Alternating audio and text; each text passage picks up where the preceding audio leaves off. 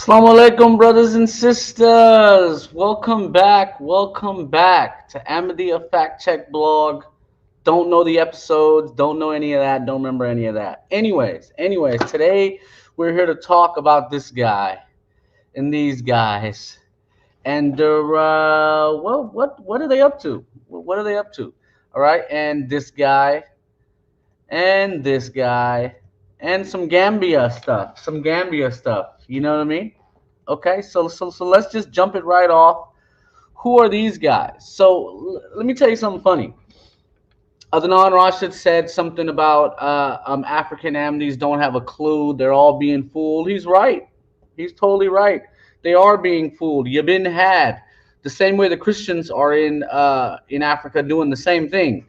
You know, starting schools and hospitals saying, oh, look, we're helping people. You ain't helping nobody. You're aiding kind of colonialism is all you're doing, right? So that's the funniest part of these guys is the delusion. The level of delusion is out of control. It's out of control. But anyhow, what did they talk about? Well, so they did a program trying to disprove what Adnan Rashid has been saying or has said. He said once, maybe. I think it was just once. Yeah, he said, you know, the African Ahmadis are the few that there are have been duped, have been totally duped. So they do this video to try to make it look like they know what they're talking about, and these are like some credible people who converted after reading books or something like that. That is simply not the case. So okay, let's just jump right into it. I just pulled up my script. So here's what they said. First off, who are these guys? Does anyone know? These three guys here, who are they? Nobody knows who these guys are. That's the funny part about everything. Nobody knows. Who are these guys? They didn't even write the name. So look on the YouTube description. Sometimes the names will come up. Someone will write the names, and they didn't even give the names. So who are these guys? Are these Maulvis? And if they're Maulvis, okay, so they're paid employees now. And I thought Solomon Amipadan, or whatever his name is in Texas. Why didn't you get him? Did I end his career? We ain't seen that dude in a cool little minute. But, you know, who are these guys? Who knows, man? The guy with the blue shirt. The other guys are wearing like whitish, grayish shirts. Who are these guys? They're scholars? Look, in description it says scholars. Look. Scholars reveal. Well, hold on. Is Dibba even a scholar? Is Dibba a scholar? He's a rookie. He's fresh out of Jamia, about 10 years. About 10 years out of Jamia. He's not a scholar. What has he written? Is there a body of work? Has he written a book? You know, and like some of these guys will write books just to be like, look, I wrote a book. Has he done any kind of research? Any kind of credible research? Anything new? Did he find anything new? Did he figure out anything new? No. So how is he a scholar? How are these guys scholars? So okay, that's the first issue. Then look. Why is he wearing his hat backwards? Look. Why is he trying to? So, you know, there's no more African American amnesties. There's a few. There's a few. I'm kind of just joking. But after Azhar Hanif, there is no Murabbis that are African American. Ain't gonna happen. So what do? They go to Africa. They go to West Africa as part of their NGO. They're like, well, we have an employee in West Africa in the Gambia that we need to bring to America because there's too many Pakistanis. So there's too many Pakistanis. They needed a West African. Dibba, his dad, they knew his dad. Let's make this guy prominent. And since he's a Murabbi, let's make his sister prominent too. You know, his sister, Halimatu Dibba. Look her up. She's a politician or something like that. I'm not exactly sure. But she's holding some kind of position that was only given to her because of her affiliation with the Ahmadiyya movement. So, you know, and I won't show her photo, but this is their father. Saku or something. Actually, I don't remember his name. Is it written up there? Yeah, Saku Umar Dibba. This guy allegedly converted when he was barely 14 years old. He didn't read no books. When he converted, what books did he read? None. Did he read all 80 or 90? No. Did he read one in English? Maybe. philosophy of the teachings of Islam. Back then, it wasn't even called the philosophy of the teaching of Islam. It was just called the teachings of Islam. In fact, I got to go find when they changed it back to what it should have been anyways. But anyhow, his sister, Halimatu, and this is like the family. I found this photo also. You know, so they've given this family prominence. This is sort of what they do. They go anywhere and they give a family prominence, you know, because, you know, people want to feel important, you know what I mean? So they'll do anything to feel important. So, so they start off saying, you got to crawl on ice. If the Mahdi appears, you got to crawl on ice to go and give him your salam. They didn't give the reference. I looked it up. It's not what they're saying. And the hadith that they're quoting, they didn't even say that. It clarifies that the Mahdi and the Messiah are two separate people. It said the Mahdi in the middle and the Messiah at the end. They didn't even bring it up. Did not even bring it up. They didn't even say there's a contradiction here, there's a problem. And what about Mirza Ghulam Ahmad? Did Mirza Ghulam Ahmad quote any of these two hadith? If he didn't, why are you quoting it? Mirza Ghulam Ahmad was sitting around Qadian with nothing to do. He didn't have to go to work. He ain't got no job. What does he do? He doesn't even lead the prayer. So he's sitting around with nothing to do. He didn't go through all the hadith. Like, do you see what I'm saying? You're sitting there with nothing to do. You didn't do the academic work that needed to be done. So they quote these hadith. They don't even tell us where it's from. What the heck is going on? So all right. And then, okay, one of them says, I think it was this one. He says, he admitted that they believe Mirza Ghulam Ahmad to be the second coming of Muhammad sallallahu alaihi wasallam. Astaghfirullah, na'uzubillah. That's not true, right? He said it, and he quoted chapter 62, verse 3. That was sort of interesting, but he said it like real quick to where you couldn't really catch it. And then he also said Islam will be safe until the end. What do you mean Islam would have been safe? Islam was safe? 1400 years? What about the Mongol invasion? How is it safe? You know, all of our empires have fallen. The Mughal Empire, the Ottoman Empire, the empires in West Africa, East Africa, Indonesia, Malaysia. What is he talking about? Right? So again, these are guys who are reading off a script. They've never done any independent research. And I don't even respect anyone who isn't capable of doing their own research. You just said what someone told you. That's ignorance. That's pure ignorance. So, okay. Oh, so then the guy with the blue shirt, he starts. So the guy with the blue shirt says, Mirza Ghulam Ahmad in his youth was just like Muhammad sallallahu alaihi wasallam. Na'uzubillah, na'uzubillah. And then he says, oh, he didn't want to work. He was always in the masjid. What masjid? What masjid was Mirza Ghulam Ahmad always in? You've been told a lie. You've been told a lie. Just like Muslims were told that MGA debated Christians. That's a lie. That's not true. That is not true. So these people believe just hearsay. You're not supposed to even believe hearsay in Islam. There's a famous hadith. If someone says something, you shouldn't just repeat it. You got to double check it. You're supposed to double check it before you say it. And these guys don't. Why would they? You know, why would they go and double check something? You know what I mean? It's something that they already want to believe. So why are they going to double check it, bro? It ain't going to happen. You know, someone told them to go and say this, and they went and said it. And that was it. So he doesn't know anything. He doesn't know about the pension story. He doesn't know Mirza Ghulam Ahmad didn't want to work at all. He's in his room all day on opium. He ain't even outside, bro. There's no radio. There's no TV. There's nothing inside. Why are you inside? There's nothing there. There's nothing to do. Everything is outside. The only thing you do inside is sleep. They don't even sleep inside in the summer. It's too hot. You know, in the winter you sleep inside. In the summer you sleep outside on the roof, boy. You didn't know? You didn't know? See, I've been to the village. I know what they do. You know, in the summer, I was there like in the summers a few times, right? So, all right. This dude tries to go over the pension story. He doesn't even know Mirza Ghulam Ahmad was not allowed to come home until his mama died. His mama died, and then his dad sent a servant to go get him. Fact. Okay? So what? These guys are scholars. They probably don't even know about the pension story. And why was MGA getting a pension? How about that? How about you answer that? Why was Mirza Ghulam Ahmad's father getting a pension? And was he robbing his brothers at the time? Because his brothers should have got pension too. Mirza Ghulam Ahmad's uncles.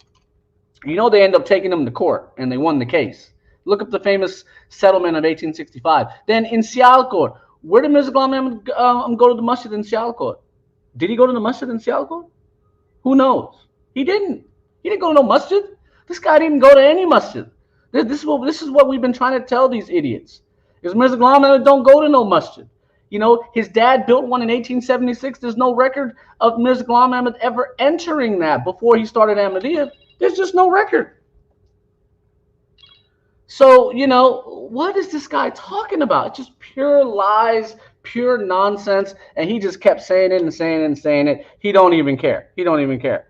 So, okay. All right. What else? Oh, he said his father forced him to get a job.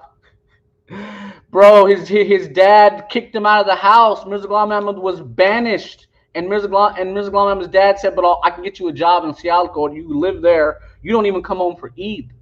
What did Mirza Ghulam Ahmad do for Eid? He had like 8 Eids. Where did he go?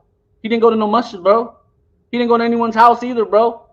All they say is, oh, he spoke with a Reverend Butler. What are you talking to a Reverend Butler about? Can someone explain this? And who is this Reverend Butler? He doesn't exist. There's no record of a Reverend Butler. Find him for me. Find me something. Was he with the Church Missionary Society? Who was he with? Who was Mirza Ghulam Ahmad with, bro?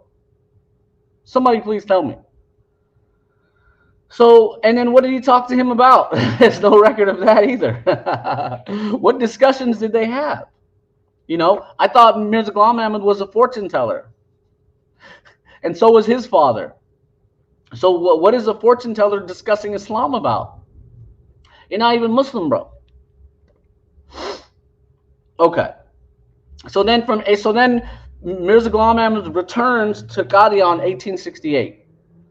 From 1868 to 1876, who did he debate? Someone tell me. No one. I'll tell you. No one. His dad wouldn't allow it. He did not debate, and there ain't no face-to-face debates. Mirza Ghulam never had no face-to-face debate. It's all written. It's all via letters. The guy can't talk. He has a problem speaking publicly. Okay? So these guys are just full of it, man. Totally full of it. And then he says, Mirza Ghulam Ahmad would relate his visions to a Hindu. What's the point of that? The Hindu never even believed him. And then the same Hindu said it's a lie. He didn't tell us nothing. This guy made it all up. It's on the blog, man. Look it up. And then he said Muslims were converting to Christianity, and there was no one there to defend them. What? Which Muslims were converting to Christianity? The majority of converts to Christianity in India were from the sweeper class of people. Look it up. Look it up. They got a few Muslims here and there. They didn't get no. The majority of converts to Christianity in India and Pakistan were people with no religion. The Chude, the sweepers. Those are the people who converted. And the Christians left them high and dry. They initially gave them jobs and helped them out. They even created that city Clarkabad. I just wrote about it. It's on the blog. And the British government helped them build it. So, and Mirza Ghulam Ahmad, remember, he said he cussed at the Christian missionaries just to protect them. So he's protecting them. He's there to help them. You see what I'm saying? So knock it off, guys. Stop it with the lies. All right. Okay. Then he says Islam was weak, bro. What? Okay, but Mirza Ghulam Ahmad, as soon as he wrote Brahini Ahmadiyya Part 4, he was a takfir. In fact, he started fighting Muslims in Brahini Ahmadiyya 3. So, and the second book he ever writes, he's already arguing with Muslims over Ilham and Wahi. He's already at variance. He's got a problem. And the Muslims he's fighting from Kasur, that's where Clarkabad is too. It's close there. Now it's on the Pakistan side of the border. Okay. Akidam Paji. All right. So let's see. So then the dude with the blue shirt says he's been to Qadian, and he's like, the road had corners. He literally said this. The roads from Batala. Did he say he was coming from Batala? I can't remember where he said he was coming from, but he said the road had corners. Bro, you didn't take the train? He said no one knows where Qadian is. You didn't take the train? It's on the map, bro. There's a train line from Batala to Qadian. It's like 10 miles, maybe 5 miles. I don't remember. But it's on the trains. A train goes there. If you have a city where a train goes, and it was built in 1928, I think he was trying to say someone told him there were no roads to Qadian. It was so hard to get there, etc., etc.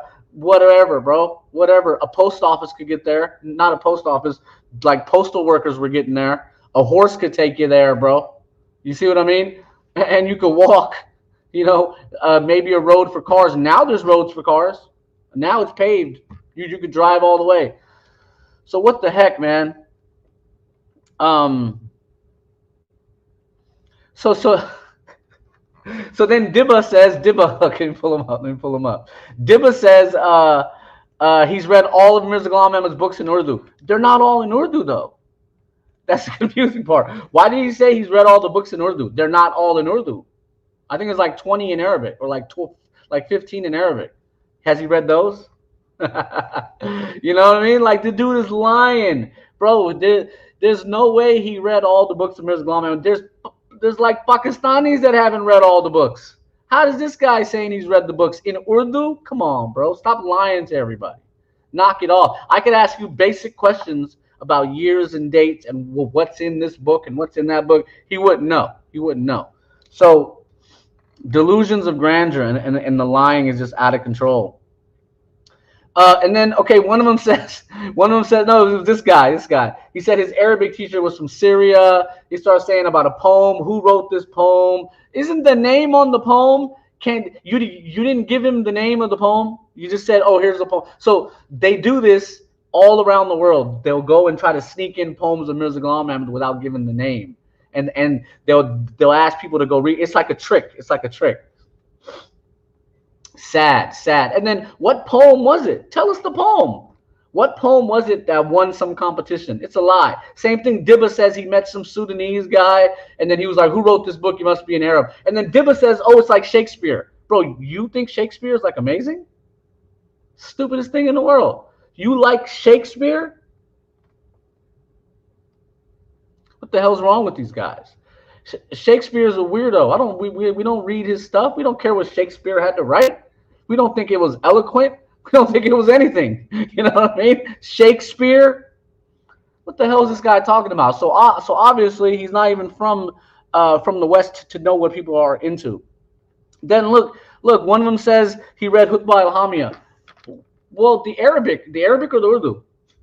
You know, the Arabic is barely like a few pages. Like the actual alleged speech that MGA gave, which he didn't get. The majority of the books in Urdu.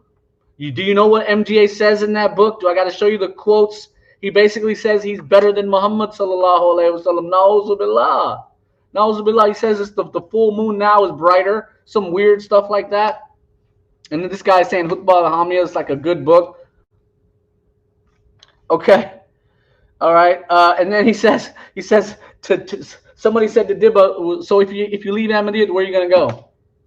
What's funny is this is what Muhammad Ahmad Chaudhry told me the one time I spoke to him. He said, where am I going to go? Why do you need to go somewhere? You know, this is what I'm saying. The human condition is humans need to feel important. They need to be in a group. They need to be. That's the dumbest thing in the world. If you're in that scenario, you're an idiot. You want to be a part of something in this delusion. We're in a delusionary dunya that's temporary. It'll all be destroyed. All the records of it are going to be gone. It's finished. No one ever gets to come back. You don't get to relive the 1800s. You know, it's over. It's over. What the heck's wrong with these guys, man? And then, so the Ahmadiyya movement is a network of jobs, bro. Look. See this guy? Sir Famara Muhammad Singhati. He was the first governor general of the Gambia. Why? Because he was a Qadiani Ahmadi. You think he read the books? You think he knew what it was? He probably thought Mirza Ghulam Ahmad was some Mahdi figure. And hey, what harm is it? You know, they're giving me money. So might as well. He don't know what they believe. He don't know it's pure kufr. And it's a network of jobs. Even the Dibba family came up. Ever since they became Qadianis, they got jobs. Look, Dibba's in the West. His sister's in politics. You know, this is what they do. Look at Razi. He's a nobody. Razi wouldn't work at a snack bar. He'd be cleaning the bathroom at a snack bar and never get a promotion. Because he doesn't work. He's not here to work. He's not here to actually break a sweat. Okay, then one of them says that he was in the Gambia. He was in Uganda. This one here, he says he was in Uganda. That's East Africa. And he says this one guy convert, and he said he was working at MTA. So is he a Maulvi? He was working at MTA. Dibba also worked at MTA. It might be like an internship with the Qadiani Maulvis that they got to work at MTA for like 6 months or something. But he said some guy converted to Ahmadi just without reading books or nothing. That no one in West Africa is converting to Ahmadiyya after reading the books, bro. Knock it off, bro. And then, okay, the last thing that Dibba said was weird. He said Muhammad sallallahu alaihi wasallam is the most hated man in the world. Na'uzubillah. No, why would he even say that? Why would he even say that? But that's how he feels. That's how he feels. So ladies and gentlemen, with that, assalamu alaikum and peace out. That's my analysis on this video. Make sure you hit the blog and because I wrote an essay about this with all the notes. And that is all. Assalamu alaikum and peace out. Oh, let me read some of the. Yep. Assalamu alaikum and peace out.